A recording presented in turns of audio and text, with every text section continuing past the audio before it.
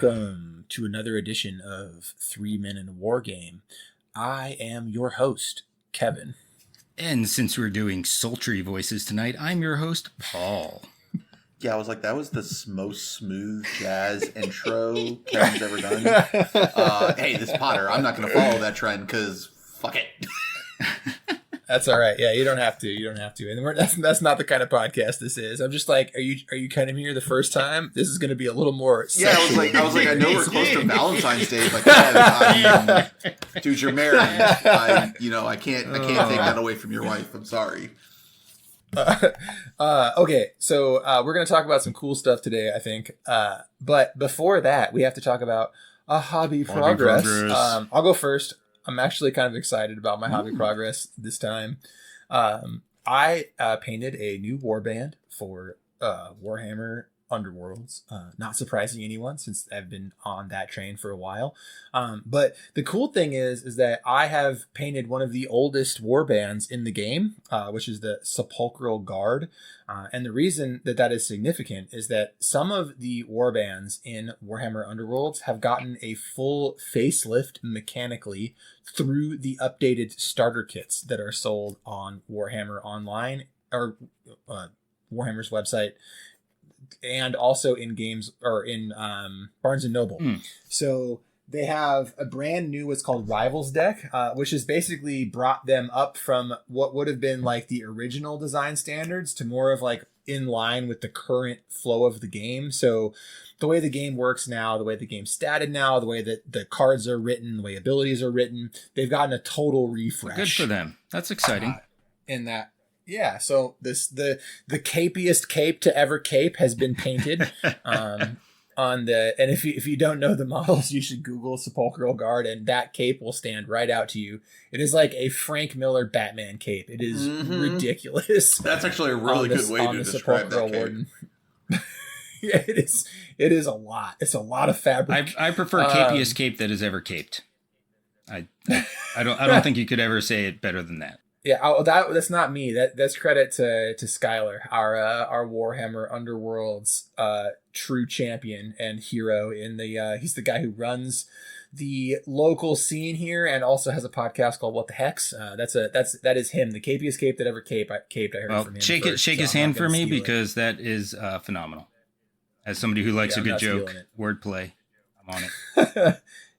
Yep. But aside, that's not the only thing I did, you guys. I also, after taking a set off from Flesh and Blood, I did not buy very much, if not any, bright lights, because it wasn't really a set that interested me. I wasn't into all mechanologist stuff.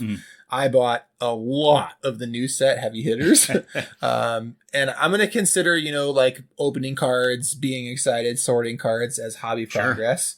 But even more than that, you guys, there is a game, and we're not talking about, this isn't going to be the podcast, don't worry about it, but this is just Kevin Loves Cards. There's a Kickstarter right now for a game called Altered. And Altered is a game that's from a French studio, headed up by the developer of many popular board games, like Seasons as an example, and also artists that have been big in the board gaming scene. So this is a game where rather than fighting against each other, the players of this card game are leading expeditions across an unknown realm, and you are trying to get your leader and your companion to explore the area faster than your opponent. So it's more of like an archaeological race than it is like a fight to the finish. And all of the art is bright and colorful and inclusive, and super positive and really cool. And it's like a spirit of adventure rather than a fighting game. And I really, really like that it's non-combative and that it's also like sort of like bright future and very cool. And the art is just gorgeous. Like if you go to the Altered TCG Kickstarter, the art's really great. And they've already raised like, I don't know, it's like $2.5 or $3.5 million or some insane amount of money. So they have print and play available on the website. So everything you could want for the game to try it. So all the factions have a print and play deck.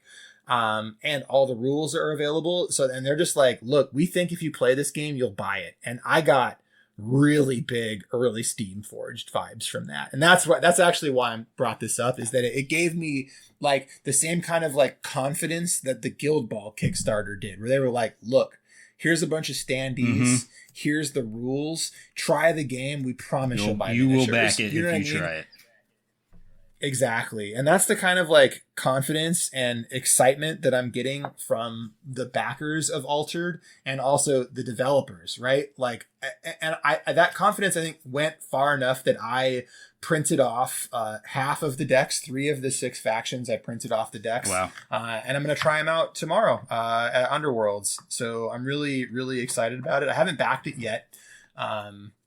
And I don't know that I will, right? That's why I'm going to put the yet on there, because I'm not sure that I'll back it, but I am excited enough to have spent some time printing and cutting the cards and then proxying them with some Flesh and Blood bulk to try this new, cool, differently spirited card game, right? I just think it's really neat. I'm looking forward to hearing more of your excitement about it. Yeah, because like, you know, like there's like lots of card games that have alternate win conditions. Like Keyforge, you're not like trying to kill your opponent, but there's still combat in the game, right?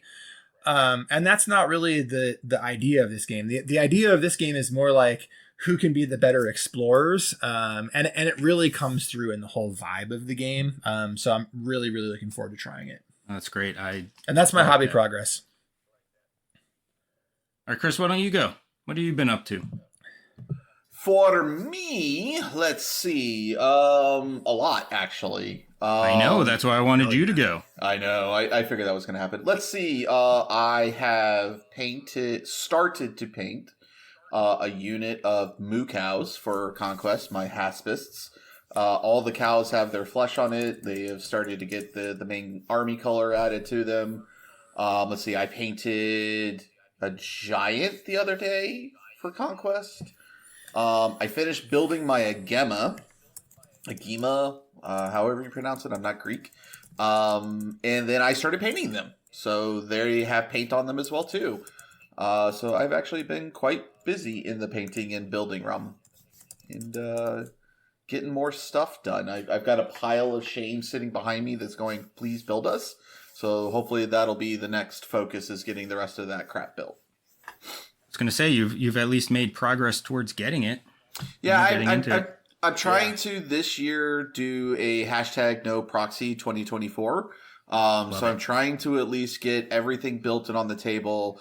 And then I'm trying to have at least some paint progress every week. If regardless if it's maybe just one model got paint on it, it's at least progress every week. So that's my goal for 2024.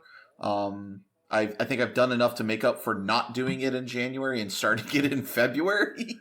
But that is at least the goal that I'm going with. Yeah, but you definitely like had stuff painted over I mean, January. I had stuff. Yeah, I mean, at least stuff had paint on it. Like I used the airbrush. Unfortunately, I broke a piece on it the other day, which the replacement just showed up. So I mean, I airbrushed the green, the jade green that I'm going with. On all my my hoplites. So all my hoplites have paint on them. To some degree. That's progress. That's progress, right? Like when I hear or at least when I think of as long as I have something more painted than I did last week. I mean, if it's like one guy who now has skin on it, that counts. Yeah. Like as long as it's something somewhere, because sometimes you just don't want to paint or you don't have the time. But if you can just throw some color on a guy. Well, that counts. Yes. So I've started playing Final Fantasy 14 again to get caught up with the story, like I always do towards the end of their expansions. I just go in and play the whole story at once. So while I've been sitting in like dungeon queues, I just pull the palette over and just start painting until my queue pops, because I always play as DPS. So that's what I've been using my queue time for, is just to paint models. That's awesome. That's a great way to do that. How about you, Mr. Paul? So let's see. I have most of what I've worked on is the Drum Beast. And holy shit. Which is epic and amazing. It's huge, and I love it. There's so much. It's so good. There's so much more to do. But the the beast himself, the Brontosaurus himself is done, or herself is done. I've got the beginning of the platform that rides on her back. I have basically all of the stuff that gets set up on the left side, cut out and glued, and I'm in the middle of priming it because I figured if I did all the left side and then did all the right side, then I wouldn't get confused on what went where. So I'm doing that. It's slow. I actually do have my next step, which is kind of one of the barriers around the platform on the back of it that I painted. I couldn't decide what it was, so I was talking to one of our other players, and he decided that it looked like it was shells, because I didn't want to do wood for it, or leather for it, because there's so much brown in my Woodrune anyway. So I thought the shell idea was kind of great, so I painted them like a pastel salmon color, and I think against the rest of that model, it's going to look pretty awesome. So I'm working on that slowly but surely. There's a lot to do, but I'm pretty stoked about it, and I have been putting them on the table, and it's great with the Scion attached to it. It's incredible, and it looks great. I took a picture of her the other day when I was playing with Chris, and she was kind of walking behind a forest. So, you have the standard battlefield in a box trees, and then she's just towering over it. Probably one of my favorite gaming pictures I've ever taken. So that's been a lot of what I've been doing. I'm also still painting my veterans, finishing off that box as I go along, because I keep getting distracted by Triceratops and big old fun dinosaurs. So I'm trying to get some paint on these guys as I go along as well. And the other thing that I started doing is that I started building my first perfect grade Gundam, which has been awesome. Yeah, it's super exciting. And I need to get back to that one. But then, I was doing that the beginning of January, and then in the middle of January I played my first Conquest game, and then I was like, paint the Conquest. So we had an e-ping contest the other day at work at which had bigger boxes, the PGs for Gundams or Legos. Lego won.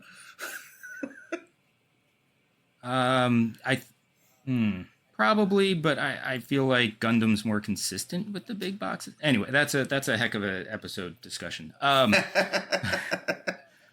could probably talk about that all day. It was literally just about the outside box, not the contents within. Sure. Yeah. I'd have to. Yeah. I'd have to look at the castle again and see how big that compares to my probably Unleashed. I work with nerds. We find the fun stuff to talk about. Oh, I like that. That's a cool discussion. Anyway, so speaking of discussion. See, I helped the segue. Yes. Yes, indeed. Okay, so for our main topic, we are going to talk about today when to get into a game. When do you jump into a game? And I think this is actually fascinating because there are a multitude of factors that lead to this decision, right? Mm-hmm. Well, and that's where I was thinking about that today. Is that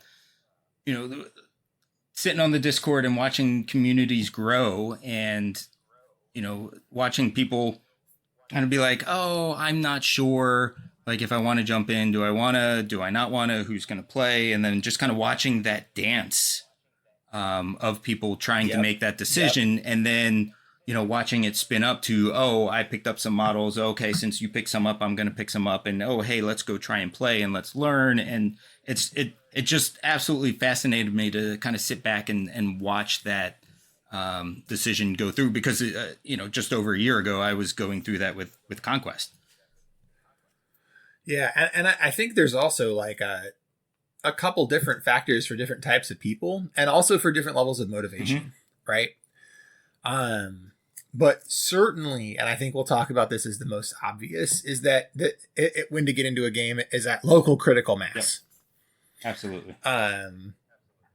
And local critical mass is important to talk about because outside of Games Workshop, games in this hobby are almost always going to be micro communities. Mm-hmm. You know, you don't have an infinity scene in every town. Like even in every town that has a miniature scene isn't going to have an infinity scene.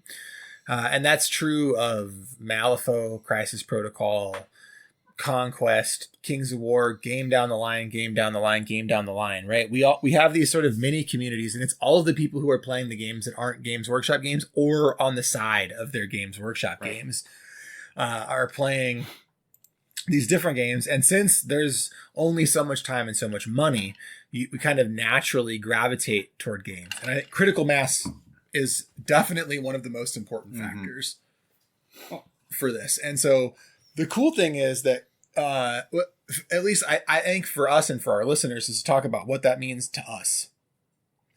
You know, like when is it enough for you? And I think this is actually really good, Paul, because you were just hinting at how that you were going through this last year with Conquest, but I'd be really interested to hear your take on what pulled you in. And then I can talk about actually my most recent experience with that too. So, and I know this is for other people too. Like I definitely have friends who are in this situation, but in all honesty, one of my go points is, can I get Potter to play?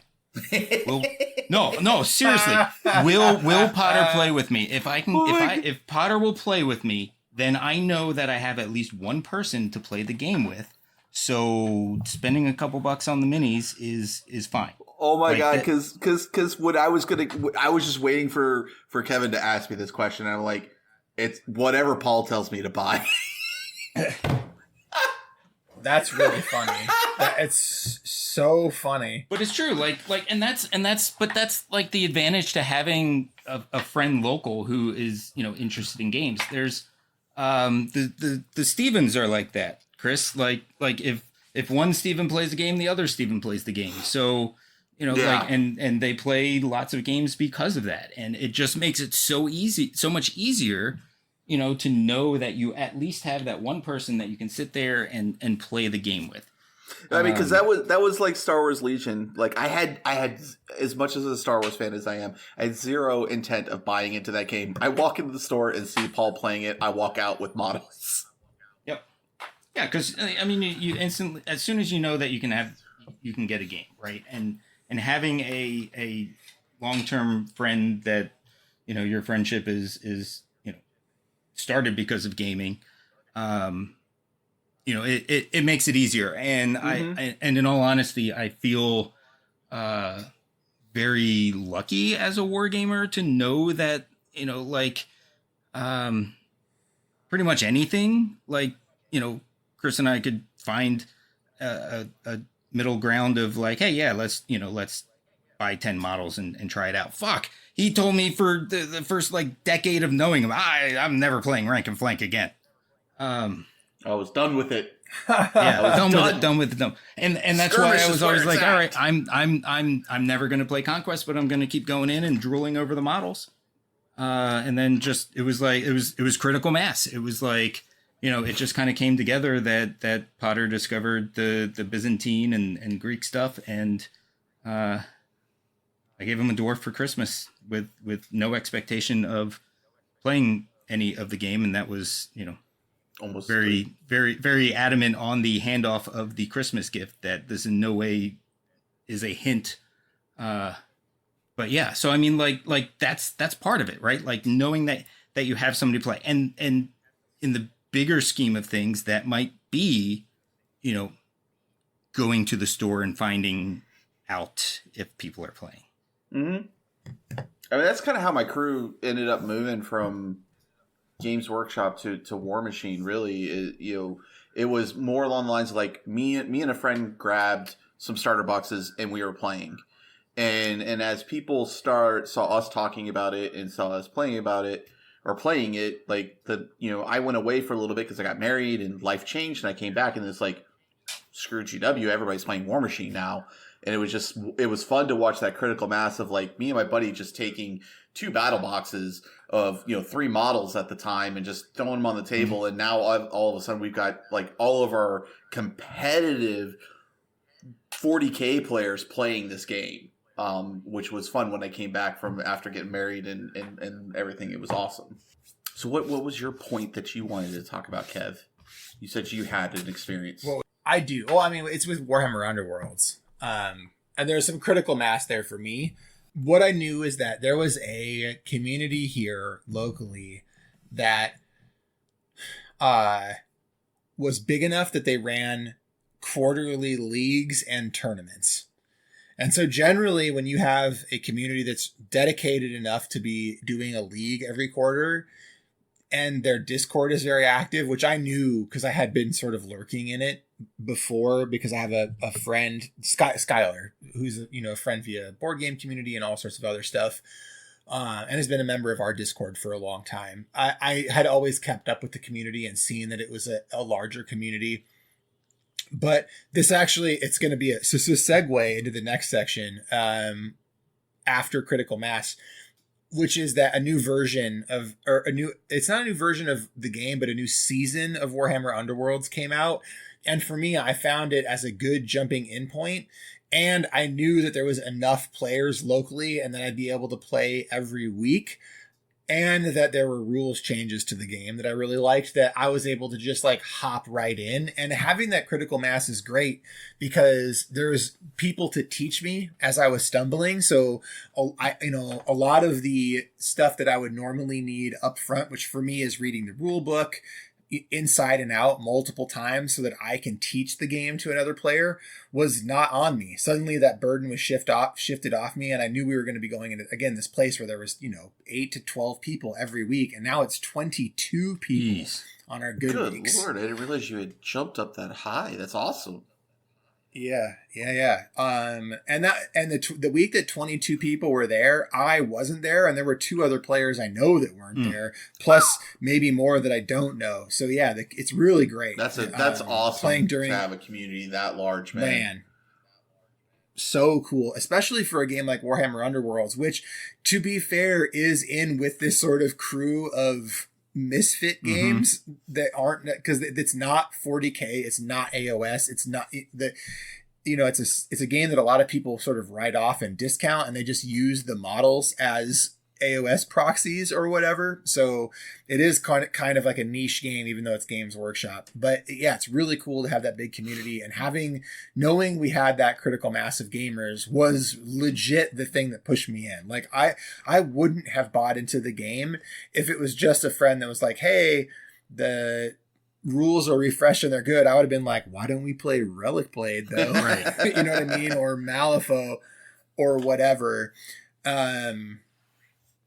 So it is like that thing where there was enough people playing that pushed me right into it. But that brings me to another point though. If you guys are ready to move on from critical mass. Yeah. Let's go. What's next? The next thing of when to jump into a game is an edition change. And so an edition change is a big deal because a fresh start is a big deal in a game, because you can sort of feel like you're getting in on the ground floor, even if it's a newer version of the game. So an example of this is that we picked up a ton of, it's funny because we lost a lot of vets, but then there were a lot of new players that wanted to try out Malifaux when 3rd edition. That's what I was going to bring Malifaux up as an example. Yeah, that's a good game to choose. Yep. And it's going to be true of any game, right? When X-Wing flipped over into 2nd edition, they lost a lot of the old blood, but a lot of new people came into the game because the game had been languishing. And it feels like a good jumping off point because you're at sort of the same level as everybody else in terms of your knowledge of the game system, because there's changes, things are going to be different. And this is, true for a lot of systems. Like for me with Infinity is when the move up, like I had tried right in the 2nd edition of Infinity, and it was just too much for me. or wait, third, the 3rd edition, right? And it coming into where we are now, I was like, oh boy, it's going to be a fresh start. They're going to revamp the rules. It's not going to be just a massive amount of rules bloat. This is where I'm jumping in. And I'm going to try it. No, yeah, it's true. Yeah, because I remember and Malifaux looking at it in first edition and really enjoying the models, but then when I looked at the rules, I was like, nah, I'm good. And then I moved here, saw Paul play, and I was like, this is way different than what it was in first edition. Mm-hmm. Yeah, first and second are very different, very different end goals, and it was just that point to be able to jump in, and you're right, like that fresh start. You don't feel like you're decades behind, knowing stuff, and especially if you're trying to play competitively, right? You just can jump in, and everybody else is trying to unravel the same puzzles and figuring out how everything plays, and there's everybody, not everybody, but there tends to be that, the phenomenon of the internet groupthink of what's good and what isn't. And that's not there yet. So people are trying shit out. And I think that's one of the reasons why that's so exciting, is because, it's just new and everybody's in that spot. Yeah, I think another cool thing, an aspect about when it comes to rules edition changes is not just like you're starting from a fresh point in terms of rules and learning things, but you get a lot of new either resculpts or modernization of older models, or you're getting all the new shiny models as well too. So there's that sense of, coming in and you've got all the new stuff, and it's not this outdated metal, models from 30 years ago. You're getting the new plastics and updated sculpts and modern, 3D printings or not 3D print, but 3D design. There's that nice, fresh feel of those models as well too when you come into those new editions usually. Yeah. No, Yeah, I mean, 100%. that's actually not something I'd thought of. Yeah. No, me either. I'm sort of like, yeah, hell yeah. Yeah. I'm absorbing that one. You get the new shiny. Right. Yeah. No, it's true. You do get the new shiny. It's funny because I thought, I was like, I considered all of these things before we sat down, and I hadn't really considered with the edition changes that also the new and shiny and the new flashy models is like a thing that can pull you in, and very often it might be the thing that pulls you in. Yeah, because you may be looking at something like let's use Conquest as an example. When Conquest first came out, we talked about it briefly on the show because it was new, and Kevin, you explained the concept of the command deck and everything else. I was like, that really interested me in a different way of doing a fog of war mechanic in a miniatures game, because miniatures games have really started doing that with like Legion, some other games out there that are doing that. But then I looked at the models and I was like, I didn't really like it. Like jump start 2-3 years later now to see where they are with the brand new Spires model just came out for their Automata, I think it's what it is, and it is a resculpt of it. I'm like, God, I want to play Spires now. They've gone leaps and bounds in terms of their design. The models are fantastic now. So I mean, I think sometimes like that you may get to that critical mass, but you're like, a lot of us play factions and play armies because we like the way that they look, and for me at the time, Conquest just was not checking that box for me, but now, God, it does.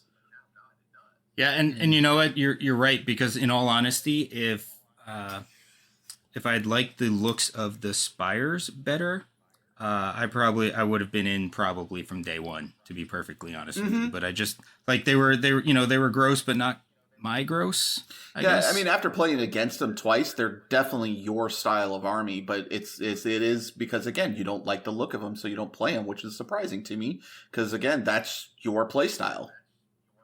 Yeah, I mean, there's always the future. Oh, God, what did I do? We're done. I don't know. But yeah, and that's just it, right? Like also, figuring that out and getting that game to a point where you like what you see, right? Like that's actually a really important thing, because you could like everything about the game, but if it looks ugly to you, then what's the point?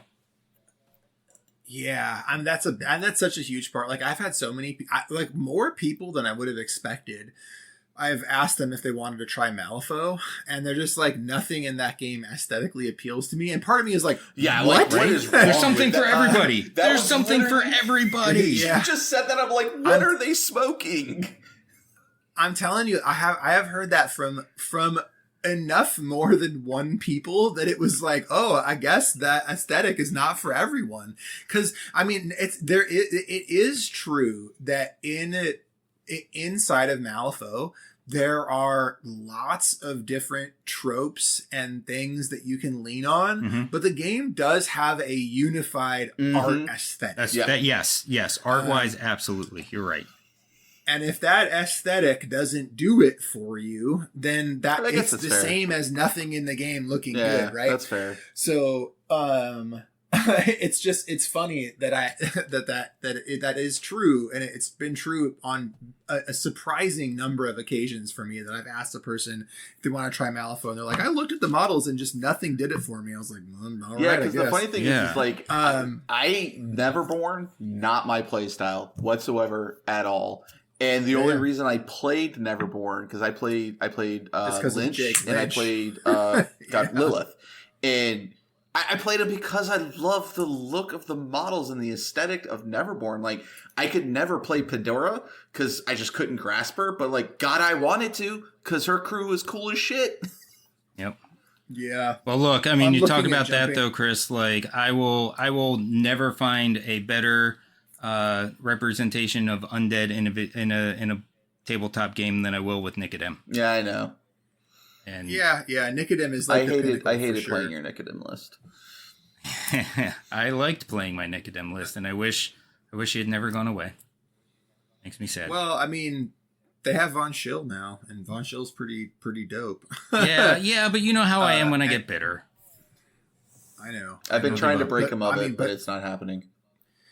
I'm telling you, Von Schill does things similar to what Nicodem did. I know. I've been thinking about busting out the Clear Terra.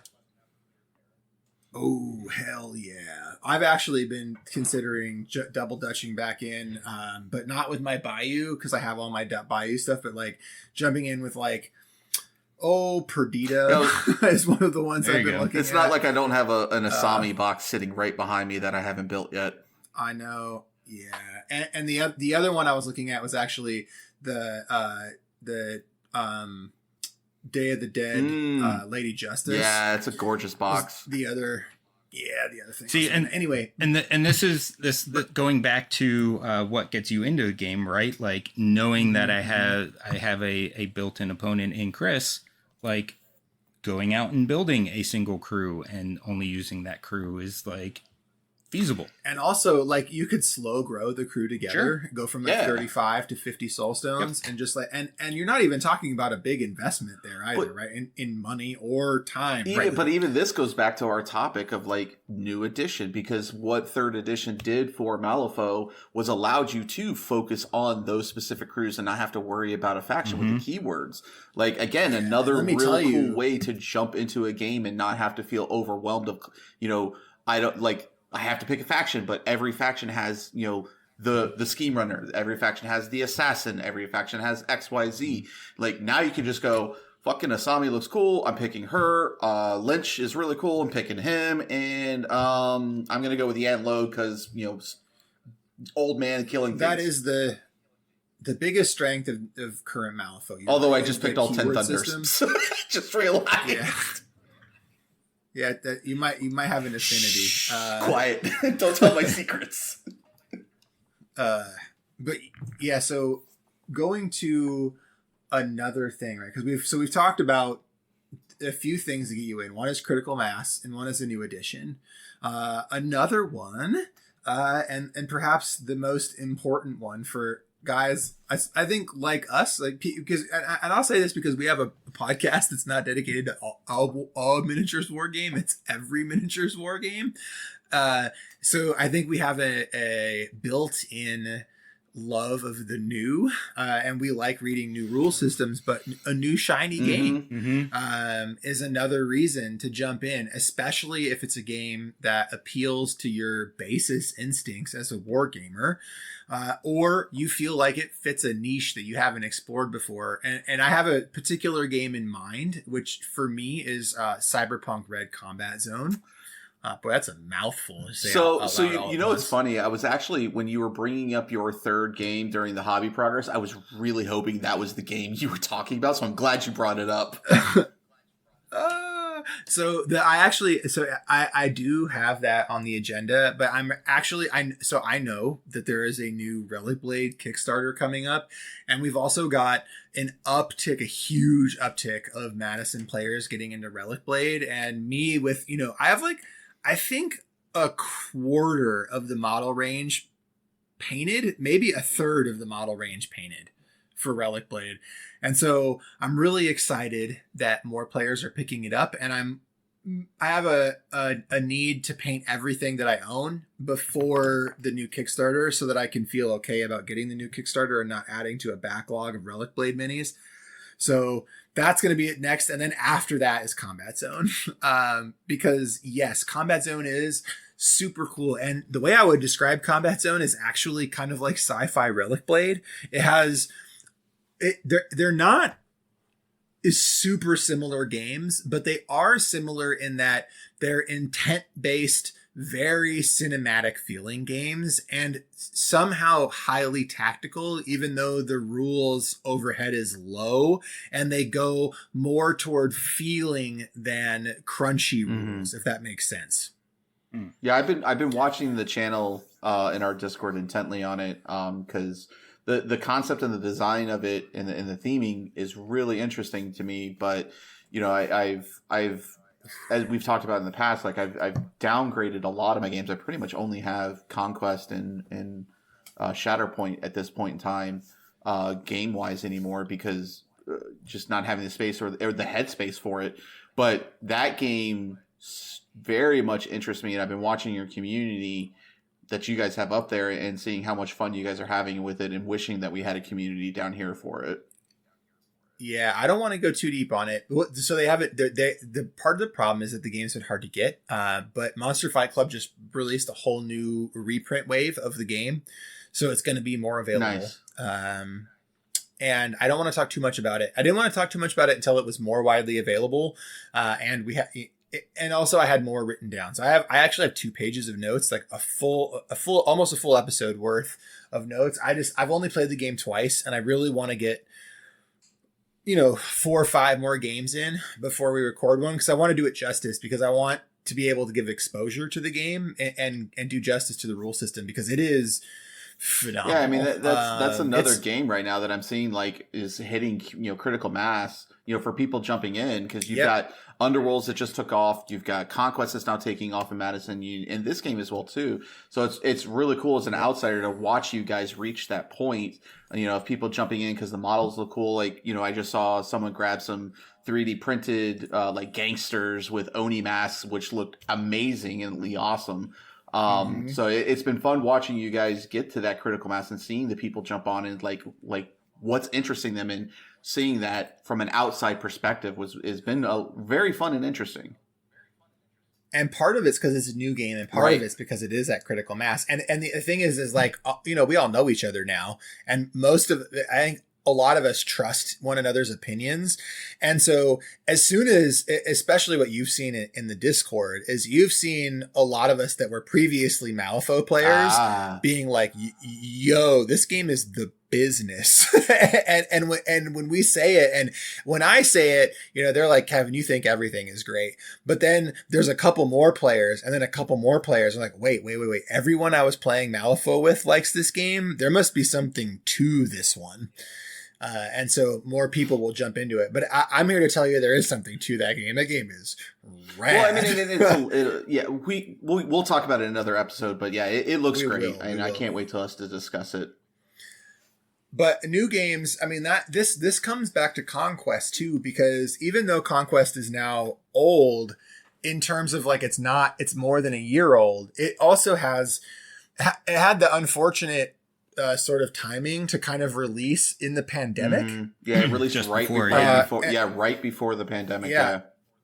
And that's the same thing that happened to Flesh and Blood, right? And Flesh and Blood almost had a false start. Had it not been for webcam tournaments, I think it's very possible that Flesh and Blood might have just died, because it released in late 2018, early 2019, and its third set, they actually ordered the print run in March of 2020. Early, can you imagine pressing print on something in early March of 2020, and then late March 2020, the whole world shuts down. Yeah, and then you run out of paper in the world. Yeah, you mean like Privateer Press did with whatchamacallits? Third edition. Yeah. No, the other the Monster Apocalypse. No. Oh my God. Warcaster. The futuristic one. Right, See, yeah. they were like March 2020. Oh, nobody's gonna play. They got stuffed by the pandemic. Yep. And that sucks. And so Conquest is still very much a new game. In terms of the minds of wargamers, and people are just starting to wake up to it. I was about to say, like, it feels like it on a global level, it's finally hitting that critical mass at a global level. Yeah. So if I had to put my crystal ball on it, I would say that Conquest is going to have a 70 to 120% player increase this year over last year. That just from the trajectory that I've seen of like chatter about it and people, and not just in Madison, I mean everywhere, on the Facebook, in the Adepticon server, like all of the places that I'm seeing Conquest, I'm seeing lots more things, and they're getting everywhere and demoing everywhere, and people are seeing tournaments getting larger and larger for it. Well, so I think Parabellum, it's gonna pick up steam. Yeah, I think they did a smart thing, because this year is the first announcement of like their global tournament, like that they're doing. Like they did being held on the beach in Greece. Yeah, like it's like they did a very, very smart thing of like waiting for their game to get out there and not doing everything all at once. And I think that's really helped them gain that traction. The fact that, like you said, this game came out 2018, 2019 timeframe, and here we are in 2024. So it's 6 years this game's potentially been out, and we're just now getting their global tournament circuit. So, because they didn't want to rush it. They wanted to make sure that their game was right. We're coming into 2.5 edition tomorrow. The rules for that drop tomorrow. And we get to see the Sorcerer Kings. Yeah, we just got to see the Sorcerer King rules. They're coming tomorrow. The models got shown. So they're very smart, and I think in their business plan of like, they're not rushing things out to market. They're being steady. They're being critical thinking about it, and I think it's really helped them survive the pandemic and now get to the point where they're starting to flourish. All right, so I gotta say this. So sorry to kind of cut off, but you just made me realize something, and this goes back to something Chops was talking about during Hobby Progress, but also comes down to your confidence in the company. Right, like Parabellum, we had no idea, and so the models weren't great looking at first. I didn't love the spires, but then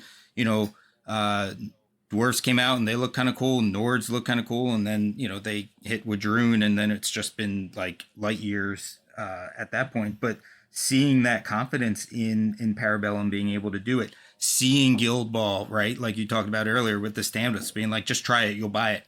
Like that confidence in them. Now it can be misguided, right? Like we've talked about that before on Kickstarter, and the one that's completely shit the bed, right? So, but I feel I don't know to laugh or cry. But I feel like we at least for us, there's more hits than misses. Yeah. But and a lot of that comes down to that confidence in the game and being able to show that it's good. And sometimes, and here's what we're learning, right? Like sometimes it's like Steamforge, where they just lay their dick out on the table and are like, yeah, this is what we got. Or it takes some time to build, like it has for Parabellum. But it's that confidence. Yeah, that's it's so weird thing. With Parabellum that it took so long. But yeah, they did have a lot. And if you remember, Pepperidge Farms remembers. I remember being at Adepticon 2019, and they were demoing Conquest and just giving people frames of models. Like they were just like, here's a frame. Yep. I mean they did the same thing for stores as well too. Like they were just giving away sprues of models for you to build, and to build the hype and say, hey, here's this game, do the play testing in the store, give a shit ton of these sprues out to let people build them. Yep. Yeah. And I think that legwork really, if you think about it, that legwork is probably what got them to where they are now. And I think they, like I said, I still think of it as a new game. Yep. Because they had that pandemic false start. And now we're starting to see that groundwork they laid starting all the way back in 2019 is paying off for them. 100%. And I think if we hadn't had the pandemic, we would have seen this game explode in late 2020, early 2021 instead of now. So, and thinking, I was just trying to do the math in my head to figure out where they were when the pandemic hit. Pandemic would have started when Nords released. Yes. Yeah. It was very early. Yeah, that's pretty early because that's 2 years in. 2 years into their game. Yeah. And we have to remember it's not just kind of that it's 2 years in,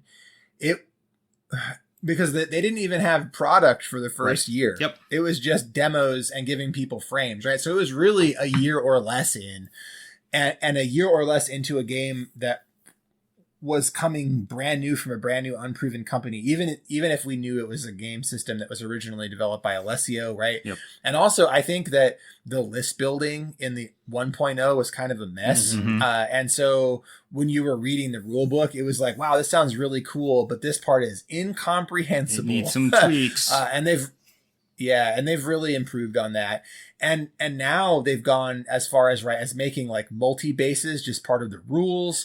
And so I think there's just lots more things that appeal to lots more hobbyists. And also they're at that critical mass of factions where you have that Malifaux appeal where if you like an aesthetic, you can find it at this point, especially now with Sorcerer Kings coming out. Like, yeah, you want some orcs riding dinosaurs? We got you. Right. You want some like cyberpunk looking dwarves that flip the script and they are the ones that own the dragons, or, they just have these really cool sort of like, really it's callbacks to oh my god, I'm gonna flub this, and I'm so bad that war game from the early 2000s. Oh my god, why can't I think of the name of it?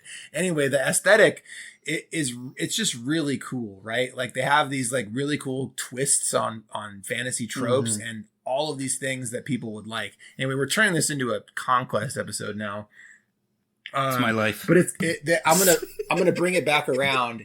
I'm gonna bring it back around into what makes you get into a game, because I know now I realize this whole fucking episode, Paul, was a Trojan horse, and you were just trying to get me excited. You are 100% correct. Womp womp womp. And I feel like a sucker right now. So because I got so excited when are you going online and thought about ordering this. those Sorcerer Kings? Oh my gosh. No, that's my next question. Go ahead. I'll get there. I have a natural way to get there. Go for it. This is it right now. So here's what I want to know, Kevin, is there is a scene for Conquest building in Madison. That's correct. What is it going to take to get you in? The current league for Warhammer Underworlds being over. Because the thing about the league is you got to play every week. Okay. You have to play every week because you get points for every game you play, an extra point for every game you win. And those points end up in a league bracket finals. And I, am invested enough in the league that I want to play every week. Sure. No, and while I'm invested in this league and also like getting like full steam back into Flesh and Blood. And it's not that I was not playing Flesh and Blood. It's just that I was playing less Flesh and Blood. Like instead of playing 40 to 50 games a month, I was playing like 18 to 20 games a month. Oh no. And I'm like really gearing back into that. I want to be out playing constantly mode. Sure. Especially with the new stuff. So with that and because this carries in the cool thing about playing Warhammer Underworlds is that just like Flesh and Blood, I can tweak my deck every week. I can put a new deck pairing in with because we're playing Nemesis as the main format, which is the one where you take your Rivals deck for your Warband and a Universal Rivals deck and then sort of build out of those two.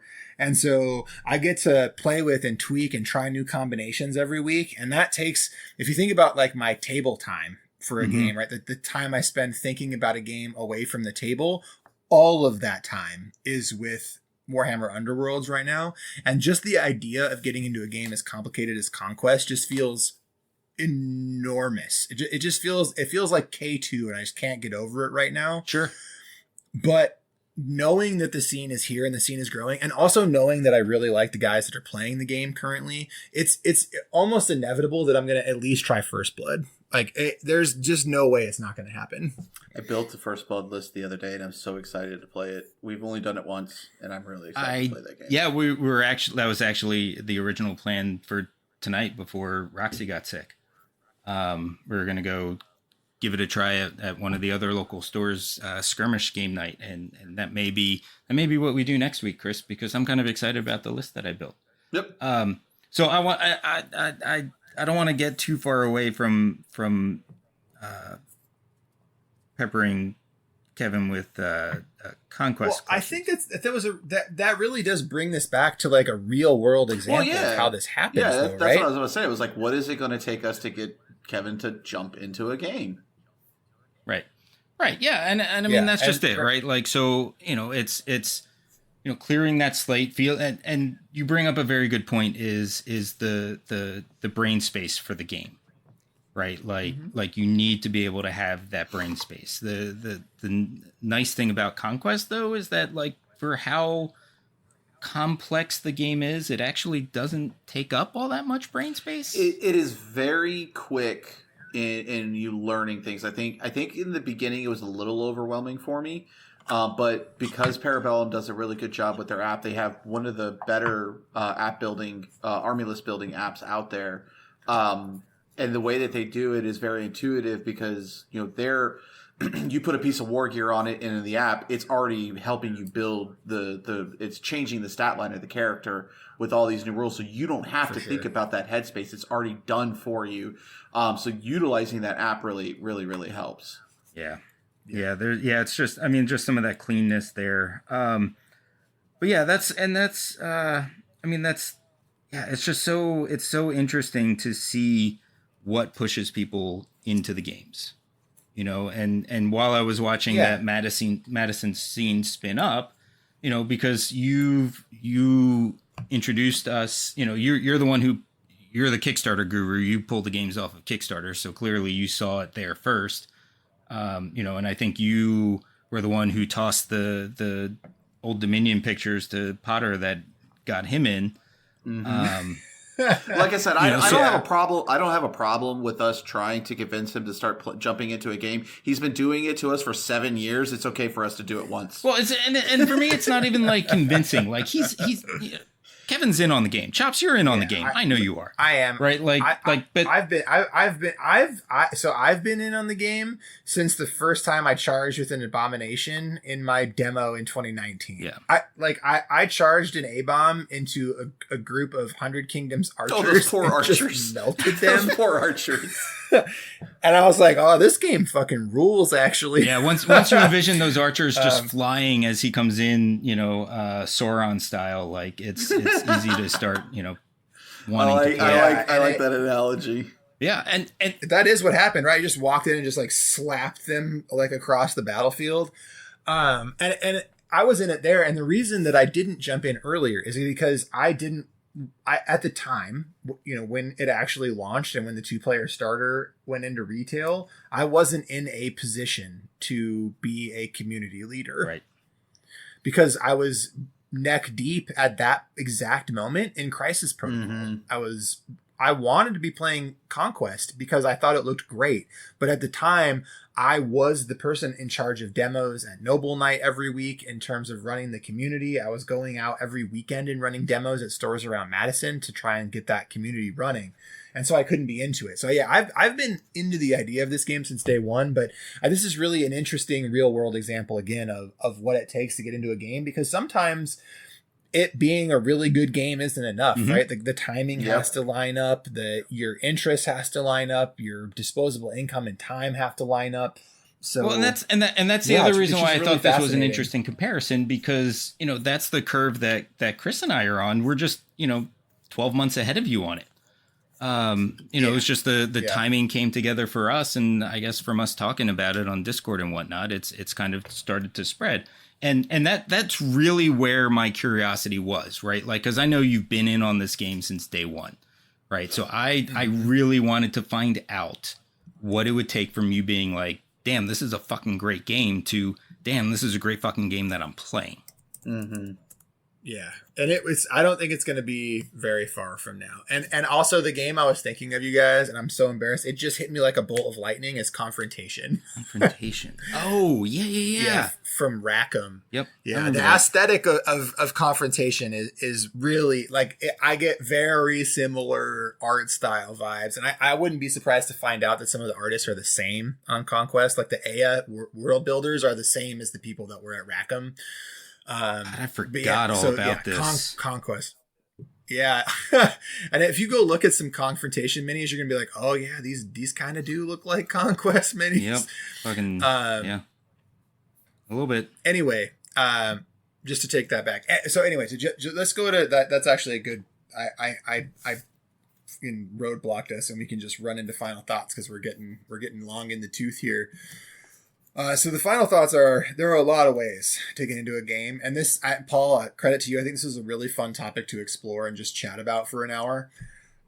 Because it is really interesting to see what brings you into a game. Because you can't collect miniatures games the same way that a person would collect cards or board games or any other kind of game. Because truly every miniatures game really, outside of a very precious few, is a lifestyle choice. Yep. It takes a lot of time and a lot of personal investment to build miniatures, to paint them, to learn the rules, to get a group together. All of these things are very difficult, like an order of magnitude more difficult than playing just like a board game night or a board game group. And you don't have as much variety, because if you want to paint 100 miniatures and get them on the board, that takes serious investment. And so it is really interesting to look at what it takes for a person to push into one of these games. And I think the things that we've identified are probably the correct, most common ways that a person comes in, right? So critical mass in your area, seeing people play it, means that you know that your time will not be in vain, that you spend getting attached to your miniatures. That's a huge one. A new edition. That's another big one, because getting in on the ground floor of a game feels great. Like I just told you guys, I spent, an hour over my lunch printing and cutting cards for a Kickstarter card game, because it's coming out, sounds cool, and I don't want to miss out on the very beginning of a thing if it's going to be a cool thing. Yep. So that's a real deal. And that also leans into aesthetics, right? If the game's aesthetics appeal to you, that's another reason that you might jump into a game, because you see something, you're walking on a shelf, and that shiny thing you see on the shelf is like, that one. That's the game. And like for me, that was Infinity. Infinity had that effect on me. The first time I saw those miniatures, I was like, oh, yeah, this is cool. And more so than a game like Malifaux did, right? And Guild Ball was that way too for me. When I saw Guild Ball the first time, the aesthetic of that game, I was like, oh, I'm in love. Yeah. I need to know more about this immediately. Soccer with stabbing, I'm in. I was all about the stabbing. Yeah, could care less about the soccer aesthetics of it. Yeah, and now I've completely blanked on the third thing we isolated, but these are the reasons that people get into games, right? And I just think it's very cool to look at this as a topic. And my final thought would be, whatever it is that brings you into a war game, I hope that war game brings you joy. Well, shit, that should be all of our final topics. We can't top that. Just play what Paul tells you to play. There it is. Yeah, it's easy for Chris. Chris is like, Paul, what are we playing? Look, when you have very bad anxiety about talking to people that you don't know, it's you play what your friends are playing. Paul, what game are we playing today? Pretty much. The same game we play every Potter. The same one we play every day, Potter. Conquest, right. Last Argument of Kings. I just want to take this opportunity to point out that it's officially been 12 months of Conquest. Yep, we haven't played. Awesome. I haven't played any other game except Conquest for the last year. Hell, motherfucking yeah, guys! That's so cool. Yep. And all right, that's a good final thought for you guys. I hope you guys, so listeners, I hope you find joy in your war games. And Paul and Chris, congratulations on your 1-year Conquest anniversary. That's so cool, right? Because we're doing it. We found joy in our game. Yep. Yeah. Hell yeah. All right. So that brings us to the end here. So I'll try and read us out as best as I can from memory here. Thank you to our patrons as always. You guys keep this going. The reasons we're on these super cool mics, the reasons we're trying to record mini episodes, all these things are for you guys. So thank you from the bottom of our hearts. Thank you to Static as a City, as always, for the front and back end of our show. Your music is incredible, was incredible, will always be incredible. So thank you. And a final big shout out. Follow us on our socials and join our Discord. Our Discord is a community that I am in every day, and I have been in and active in every day for the last God knows how long. It saved me during the pandemic. It saved me from hours of depression. So definitely come join us. We have a really cool community there, and we're into all kinds of card games, miniatures games, board games, TV shows, movies, and everything. So find us on the socials, follow us on Discord, and that's it. Bye.